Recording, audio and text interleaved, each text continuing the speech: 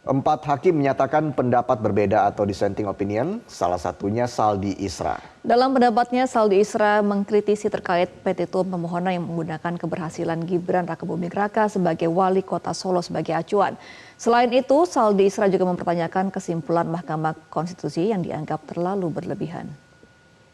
Dapat sedikit bergeser dari petitum untuk mengakomodasi pemohon putusan yang seadil-adilnya, ex aequo et bono.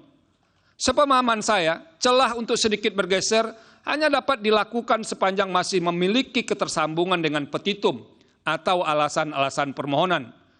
Namun setelah membaca secara komprehensif dan saksama perkara 90/2023, alasan pemohon atau petitum jelas-jelas bertumpu pada pengalaman sebagai kepala daerah, baik di tingkat provinsi maupun kabupaten kota.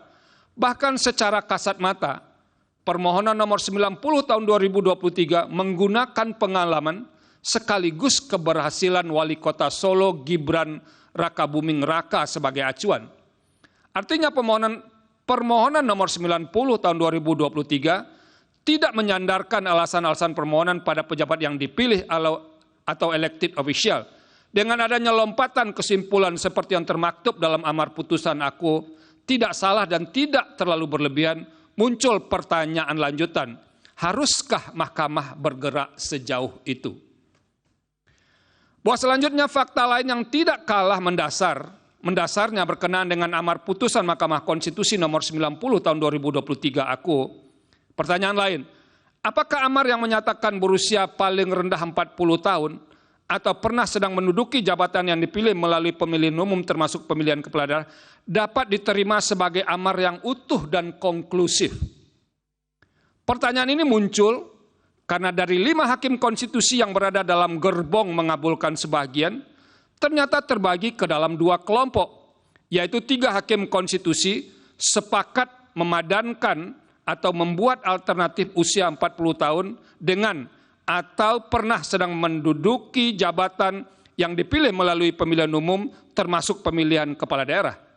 Sementara itu 2 hakim konstitusi yang lain memaknai petitum pemohon hanya sebatas pernah menjabat atau sedang menjabat sebagai gubernur. Tidak berhenti sampai di situ, 2 hakim konstitusi dimaksud masih tetap mempertahankan prinsip open legal policy dalam menentukan kriteria gubernur yang dapat disepadankan atau dialternatifkan tersebut.